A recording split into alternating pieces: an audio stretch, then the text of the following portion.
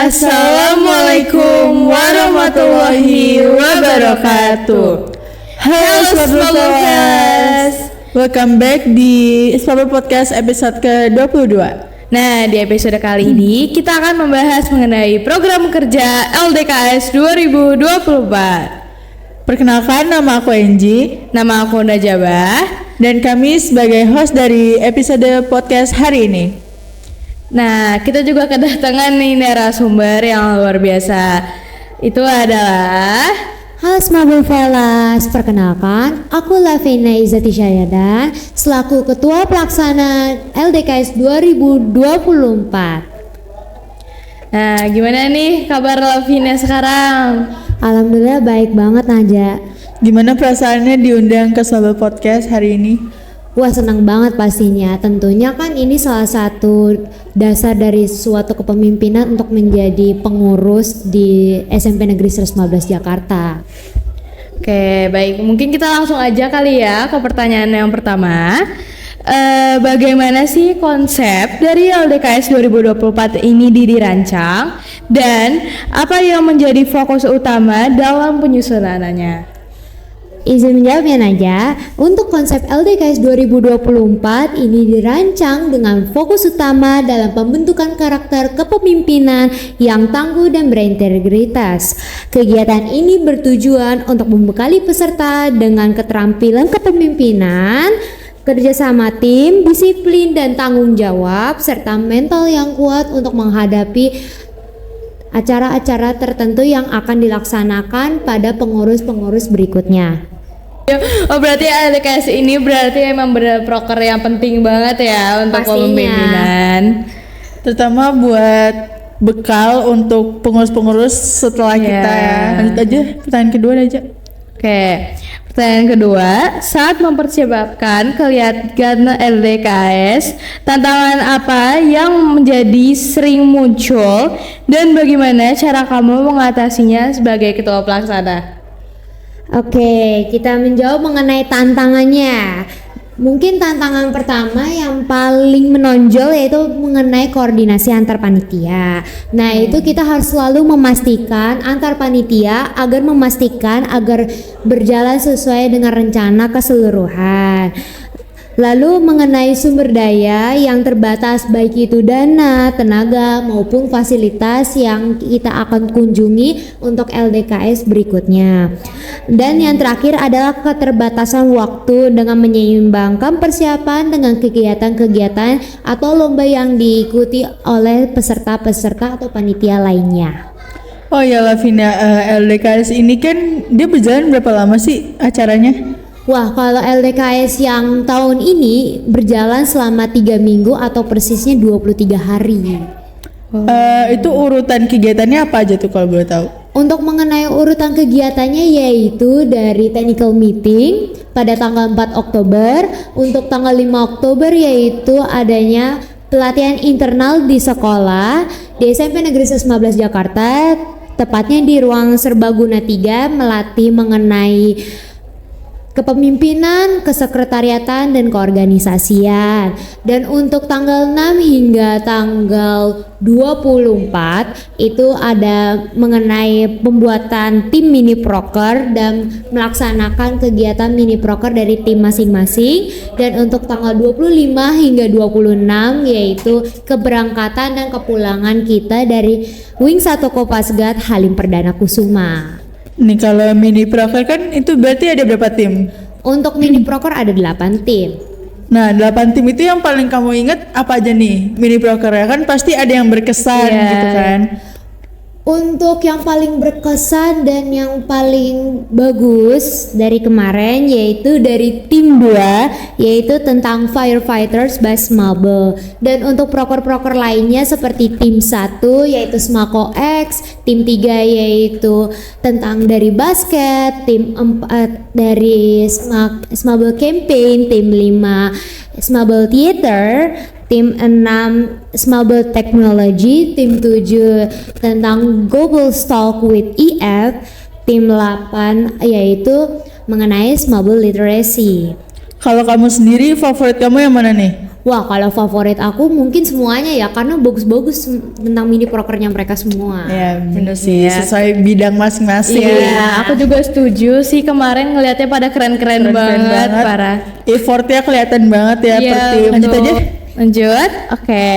Nah, tadi kan banyak banget tuh proker-proker yang berkesan. Nah, pastinya ada juga dong momen yang paling berkesan, terutama saat menjalani kegiatan di LDKS di Wing 1 Kopasgat Halim Perdana Kusuma. Apa tuh kira-kira momen yang paling berkesan? Wah, untuk momen yang paling berkesan yaitu pada saat mereka membuat yel-yel di malam hari sebelum adanya caraka malam. Wah, itu sangat berkesan bagi saya karena di situ mereka pada saat itu juga langsung membuat yel-yel dan saat itu juga langsung ditampilkan. Bahkan tentara-tentara yang ada di sana sangat takjub kepada kita bahwa yel-yelnya sangat bagus.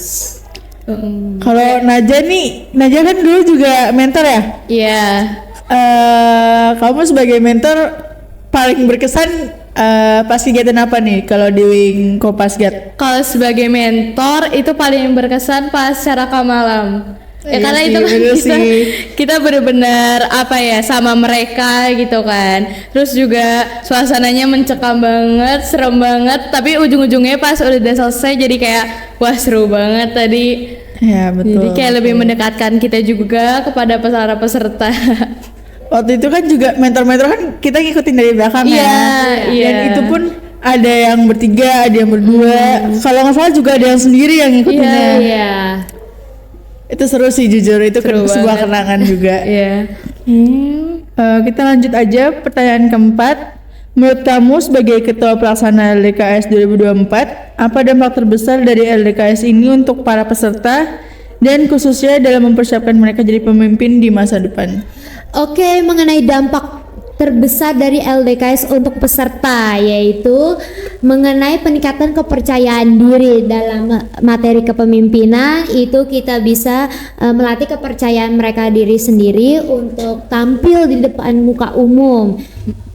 Yang kedua yaitu pengembangan soft skill, yaitu mengenai komunikasi, kerjasama atau kepemimpinan dalam suatu tim, yaitu dalam pembuatan mini prokernya itu sendiri. Yang ketiga itu mengenai pemahaman yang lebih dalam tentang diri sendiri, yaitu melalui proses refleksi dan evaluasi diri sendiri dalam evaluasi tim pada tanggal 24.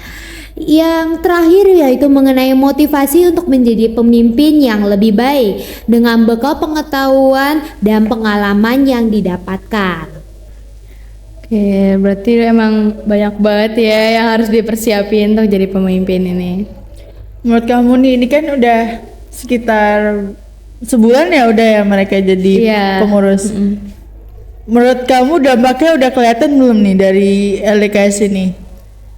Untuk dampaknya sudah mulai terlihat, tetapi mungkin belum terlihat yang seharusnya.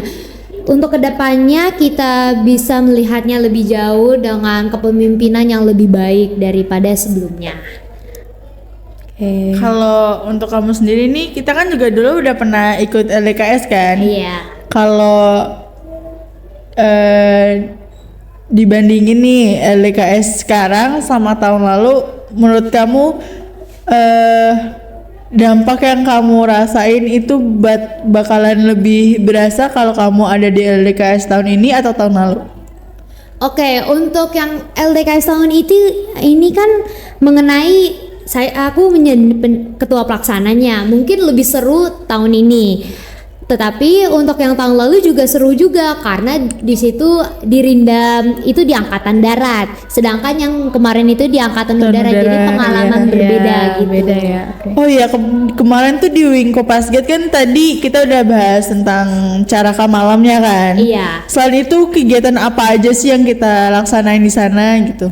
Wah, untuk kegiatan di sana tuh banyak banget ya. Pertama ada pengenalan mengenai PBB, yang kedua adalah team building, yang ketiga itu adalah cinta tanah air, yang keempat itu adalah ada mengenai pembagian akomodasi, yang kelima itu ada Ada pembuatan yel-yel, lalu ada pengenalan TNI Kopasgat, lalu caraka malam, pada pagi harinya kita sholat jamaah bersama. Terus selanjutnya itu ada kita bermain di sana ya, halang rintang di sana. Kita sangat seru per tim. betul. Terus kadang-kadang juga disengin sama tentaranya ya di sana.